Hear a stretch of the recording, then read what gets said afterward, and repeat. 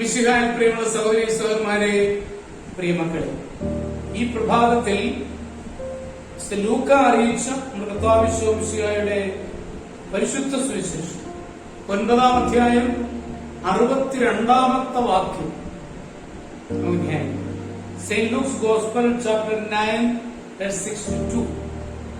ഈശോ പറഞ്ഞു, കലപ്പയിൽ കൈവച്ചിട്ട് പിന്തിരിഞ്ഞു നോക്കുന്ന ഒരുവരും സ്വർഗരാജ്യത്തിന് യോഗ്യനല്ല.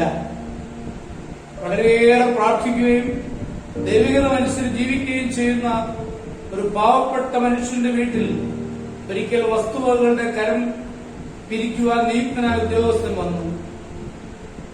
കലപ്പയിൽ കൈവച്ച ശേഷം പിന്തിരിഞ്ഞു നോക്കാത്തത് കൊണ്ടാണ് താൻ ധനികനായതെന്നായിരുന്നു ഉദ്യോഗസ്ഥനെ കണ്ട ഉടനെ ഈ സാധുവിന്റെ വാക്കുകൾ.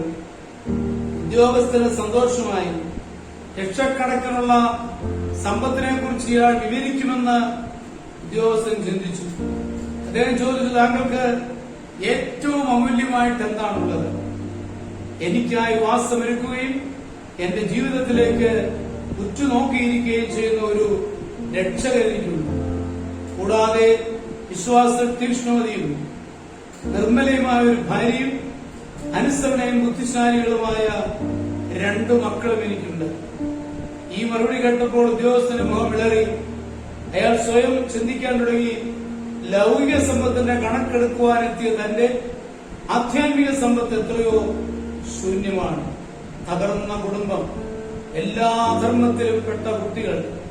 ഉദ്യോഗസ്ഥന്റെ സ്വരം തീർത്തും ദുർബലമായി. എന്നിട്ടും അത് മറച്ചുവെച്ച് അയാൾ ചോദിച്ചു, താങ്കൾ ഇക്കാര്യത്തിൽ വലിയ സമ്പന്നൻ തന്നെ സമ്മതിച്ചു. എന്നാൽ കലപ്പയിൽ കൈവച്ച ശേഷം താങ്കൾ പിന്തിരിഞ്ഞു നോക്കില്ലെന്ന് പറഞ്ഞല്ലോ, എന്താണത്?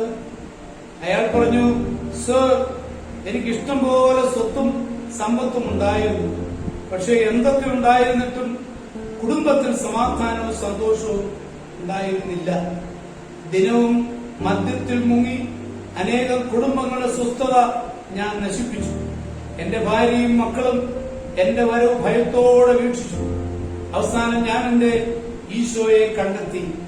എനിക്ക് വേണ്ടി ജീവൻ നൽകിയ നാഥനെ കണ്ട ദിനമാണ് എന്റെ ജീവിതത്തിലെ ഏറ്റവും മഹനീയ ദിനം.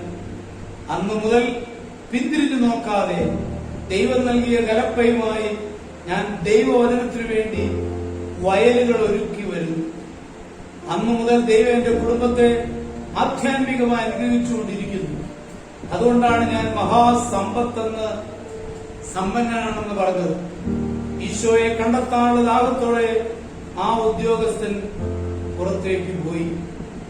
ദൈവമുള്ള സഹോദരങ്ങളെ, നമ്മുടെ ജീവിതത്തിൽ, ഈശോയുടെ ജീവിതത്തിൽ പാളിച്ചു വരാതെ ഉറച്ചു നിലനിൽക്കുവാൻ നമുക്കേവർക്കും പരിശ്രമിക്കും. നമ്മുടെ കർത്താവ് കൃപയും പിതാവായ ദൈവത്തിന്റെ സ്നേഹവും പരിശുദ്ധാത്മാവിന്റെ സഹവാസവും നിങ്ങളെല്ലാവരോടും കൂടി ധാരാളമായിട്ടുണ്ടായിരുന്നു. എപ്പോഴും എപ്പോഴും എന്നേക്കും. ആമേൻ.